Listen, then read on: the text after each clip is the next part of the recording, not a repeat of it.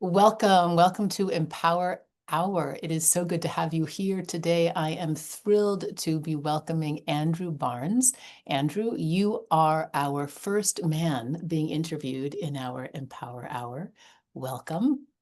Thank you for inviting me.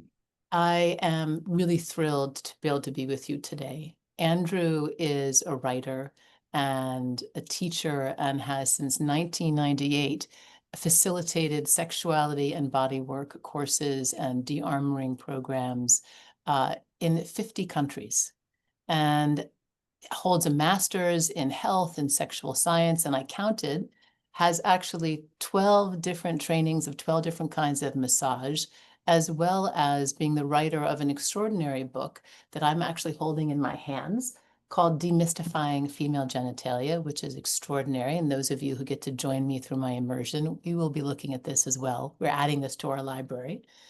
And perhaps most importantly, I am really thrilled to be inviting and speaking with Andrew today as someone who knows him personally, because Andrew has been helpful to me as a coach in one-on-one sessions. And so everything that I'm sharing with you today and asking Andrew about is personally meaningful. And I am thrilled to say that we are here today to talk about a de-armoring retreat that Andrew is coming to host in Maui in November. There'll be more details below, but for right now, whether or not that's a possibility, I'm thrilled to be able to talk with Andrew today about all of the things that he teaches, and very specifically about this thing of de-armoring. So welcome, Andrew. Thank you. Thanks for the invitation. I want to start by saying that while I am thrilled to be sharing about an upcoming retreat that Andrew has graciously agreed to come to Maui to host, we're going to have a juicy conversation about de-armoring and Tantra and the body and sexuality and the self. And it's going to be good, brief, so hang around. I do want to start and say actually explicitly that right before we started recording, we were talking about some of the grave matters in this country and in the world. And I don't know about Andrew, but one of the things that happens for me, and I'm guessing this may happen for you, is a kind of pull between at what point am I putting the focus out from what's going on out there back into here?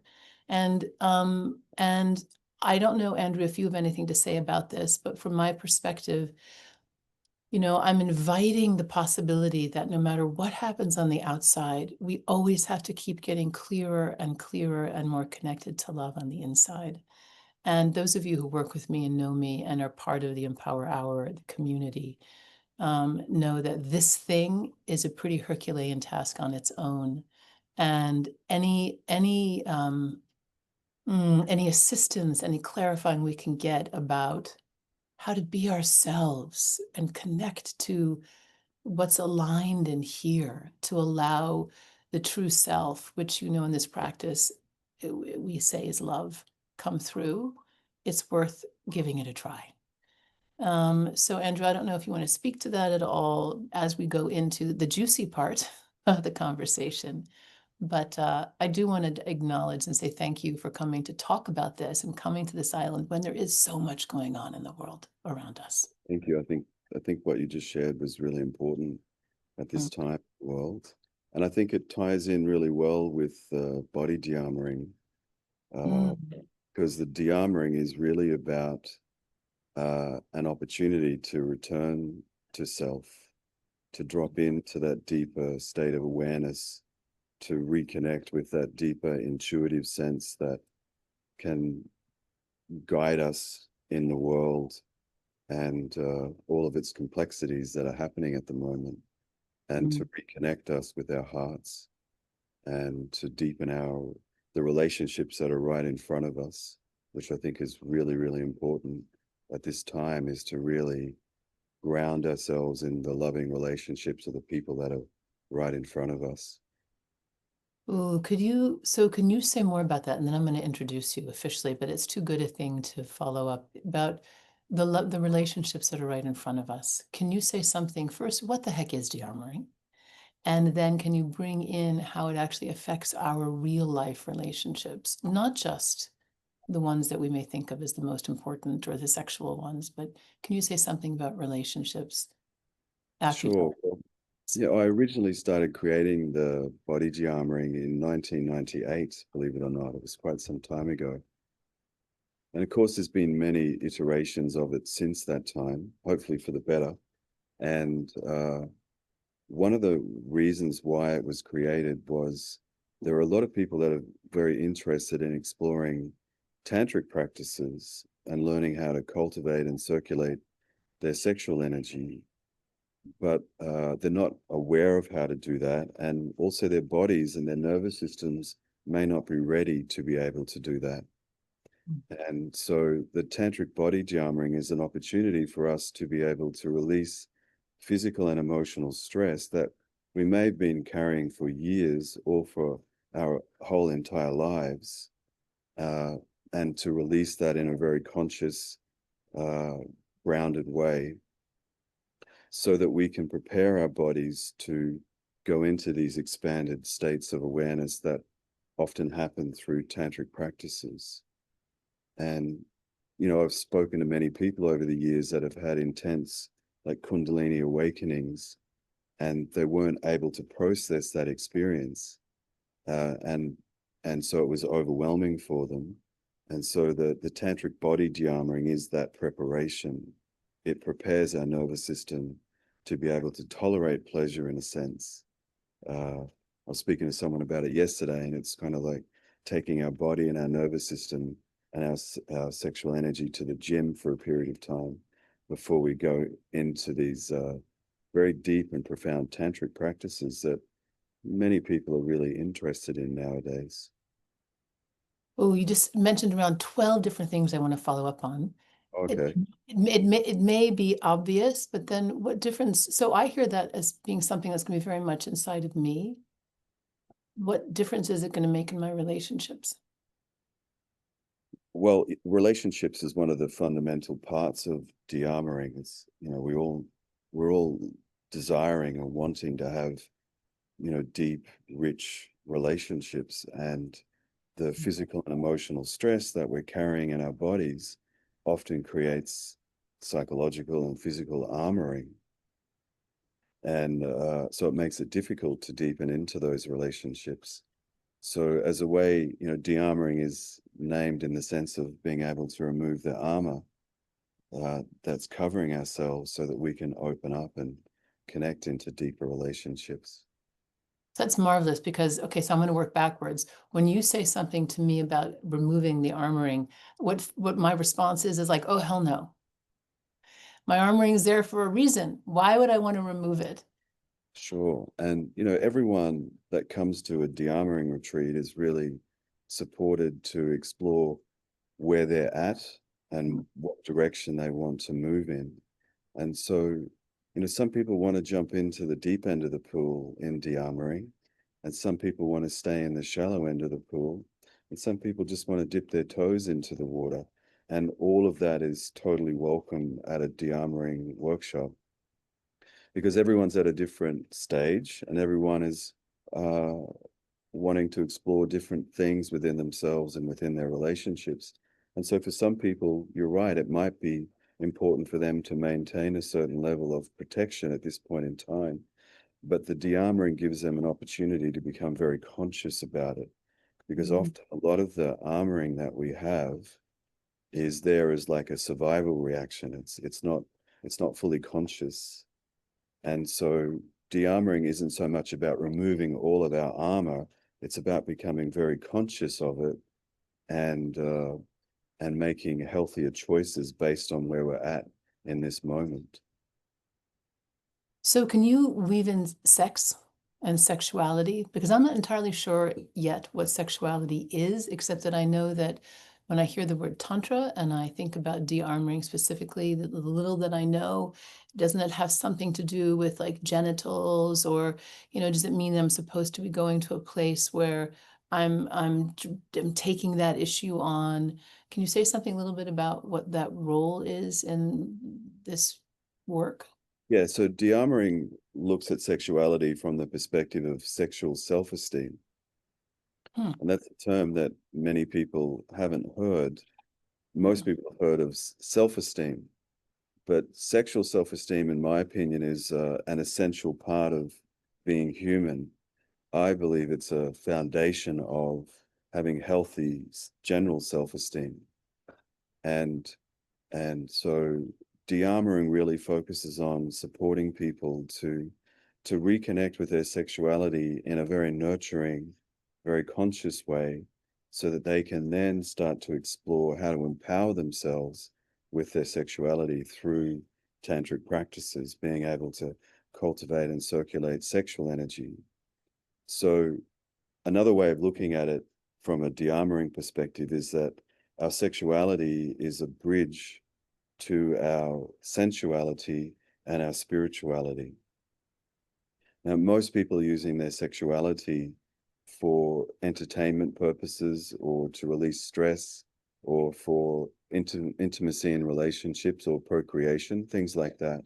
And of course, there's nothing wrong with those motivations for wanting to explore your sexuality and have experiences.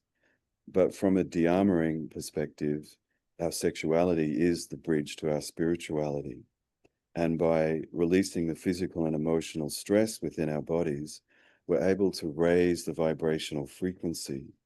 And then we're able to cultivate and circulate our sexual energy, move it through the body into these expanded orgasmic states, these very powerful meditation experiences that start to awaken dormant parts of ourselves that we have often lost contact with living in the modern daily world.